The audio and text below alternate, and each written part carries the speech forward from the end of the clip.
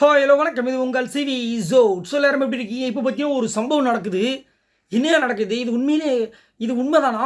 இருங்க ஒரு நிமிஷம் நான் கிள்ளி பார்த்துக்கிறேன். வலிக்குது. உண்மைதானா? என்னையா நடக்குது? வானம் கீழே வந்தாலும் பூமி மேலே போனாலும் இது நடக்கிறதுக்கு வாய்ப்பே கிடையாது. ஏன்னா எல்லாருமே அந்த இதை வந்து எப்படி யோசிச்சு வச்சுருந்தாங்கன்னா, இவங்களாம் வந்து டாப் 5 மேபி அந்த கப்பத்துக்கு வந்து இந்த பொண்ணுகளே கொடுத்துருவாங்களாம் நினச்சிருந்தாங்க. என்னையா நடக்குது அப்படின்ற மாதிரி இருந்துச்சு. இந்த வாட்டி போச்சுன்னா மொத்தம் 13 பேர் நாமினேஷன்ஸ்குள்ளே வந்தாங்க இல்லையா?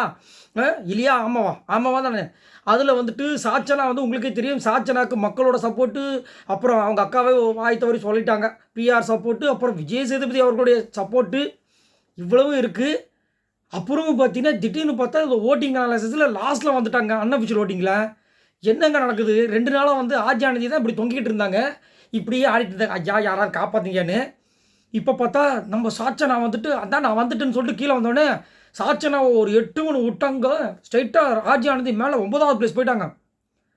9வது பிளேஸ் போய் அடுத்தது தர்ஷிகா, அடுத்தது சிவகுமார், அடுத்தது வர்ஷினி வெங்கட், அடுத்தது தான் சாச்சனாவா? என்ன நடக்குது அப்படின்ற மாதிரி இருக்குது. ஏன்பா நான் கேட்குற கேள்வி என்னென்னா, வர்ஷினி வெங்கட்டை விடவா சாச்சனா கேவலமாக பண்ணுறாங்க? சிவகுமாரை விடவா கேவலமாக பண்ணுறாங்க? சாச்சனா பண்ணுறது கேவலமாக தான் இருக்காது, நான் இல்லைன்னு சொல்ல. ஆனால் இவங்க 2 பேரும் ஒன்றுமே பண்ணாமல் இருக்காங்களேப்பா. சரி, தர்ஷிகா மேலே ஒன்றுமே பண்ணாமல் இருக்காங்களேப்பா. என்னையா நடக்குது? காரணம் இவங்க நடந்துக்கிற விதங்கள். சாச்சனா இந்த ஒரு வாரம் பார்த்தீங்கன்னா ரொம்ப திமிராக பண்ணுறாங்க. ஏன் அப்படின்னா, நம்ம அதாவது விஜய் சேதுபதி அவர்கள் இந்த அம்மா வந்து கொஞ்சம் கலாச்சிருப்பார். அப்போ வந்து சார் அப்படி பேசிகிட்டு இருந்தாங்க. அதுக்கப்புறம் கொஞ்சம் கொஞ்சமாக மூவ் பண்ணி போன வாரம் அந்த வீக்கெண்ட் எபிசோட் முடிகிறதுக்கு முன்னாடிலாம் பார்த்தீங்கன்னா, அப்பா எனக்காகப்பா அந்த 5 ஸ்டார் மட்டும் கொடுத்து அமைச்சிருக்கப்பா. ஏம்மா? அதாவது ஈட் 5 ஸ்டார் டூ நத்திங் அதுக்காக. ஐயோப்பா டேடின்னு கூப்பிடும்போது காண்டாகுதுங்க. அவங்க டேடின்னு கூப்பிடும்போது நான் டெட் பாடியாக மாறுறேங்க. ஏங்க அப்படி பண்ணுறாங்க? அதுலேயும் அவங்க சொன்னதுலேருந்து அவர் வந்துட்டு நான் அனுப்புகிறேன்னு சொல்லி 5 ஸ்டார் அனுப்பிச்சிட்டார். அதுலேருந்து பார்த்தீங்கன்னா இந்த பொண்ணு பேசுகிற விதமே சரியில்லை. கொஞ்ச நேரத்துக்கு முன்னாடி லைவில் பார்க்குற முத்துக்குமாரன்கிட்ட அவ்வளோ பேச்சு பேசுகிறாங்க. நீங்கள் சொன்னீங்க, என்னம்மா சொன்னேன்? ராணின்னு சொன்னீங்க. ராணியை பற்றி பேசவே இல்லையம்மா. சோறுன்னு சொன்னீங்க. சோறு நாங்கள் சொல்லவே இல்லையம்மா. அடுத்த வீட்டு ராணிக்கு சோறு தேவைப்படும்னு சொன்னீங்க. என்னன்னா இந்த மனசுக்குள்ளே குற்றமுள்ள நெஞ்சு குறுக்குன்னு சொல்லுவாங்களா அந்த மாதிரி. இந்த அம்மா சோறு சாப்பிட்ற விஷயங்களை வந்து எல்லாருமே கலாய்க்க ஆரம்பிச்சிட்டாங்க. அதுவும் இல்லாமல் ஜாம் பாட்டில் எடுத்து பேக்கில் வச்சுருக்காங்க போல இருக்குது. நைச்சா யாருக்கும் தெரியாமல் ஒரு பிரெட்டில் வந்து நிறையா ஜாம் அப்பி சாப்பிடணும். அதை தான் நம்ம அஞ்சுதான் சொல்லியிருப்பாங்க. இப்போ எப்படியும் பார்த்தீங்கன்னா இந்த பொண்ணுக்கு சப்போர்ட்டிவாக தான் இருப்பது. ஏன்னா சாப்பாடு விஷயத்தில் போய் கலாய்க்கிறீங்களே, உங்களுக்குலாம் இல்லைங்களா? என்னங்க இப்படி பண்ணுங்கன்னு எப்படியோ சொல்லிவிட்டு நம்ம விஜய் சேதுபதி வந்து கலாய்க்க தான் போகிறாது, வேறு விஷயம். ஆனாலும் அவங்க கொடுத்த ஒரு விஷயத்தால் இந்த அம்மா வந்துட்டு பேசுகிற விஷயங்களே வேற மாதிரி இருக்குது.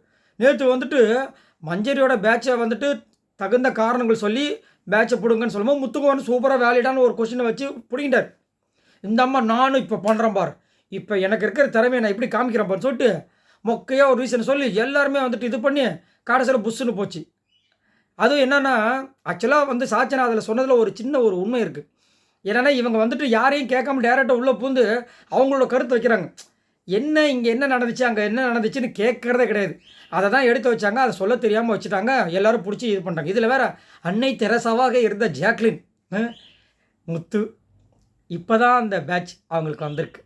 நீங்கள் கொஞ்சம் மனசு வச்சிங்கன்னா அந்த பேட்சை இப்போதைக்கு நீங்கள் அவங்கள கொடுத்துட்டு திரும்ப நீங்கள் பழையபடி ஆரம்பிக்கலாம். இதுக்கு இந்த சீனே தேவையில்லாமா, நான் கரெக்டாக யோசிச்சு தான் பண்ணிட்டுருக்கேன். இங்கே வந்து இந்த மாதிரி இதுவே பண்ணாதீங்க, அது இந்த ரிக்வஸ்ட் பண்ணுறதுல தேவையில்லாத விஷயம், போய் உட்காருங்க அப்படின்ட்டார். மூஞ்சி மாறி போச்சு. எதுக்குன்னு கேட்குறேன். இந்த அன்னை தெரசா உள்ள வந்து போன வாரம் வந்துட்டு அருணுக்கு பின்னாடி ரிப்பனை 2 பேர் பிடுங்கினாங்களா, அங்கே போய் எப்போ போச்சு? என்னையா நடக்குது அப்படின்ற மாதிரி இருந்துச்சு.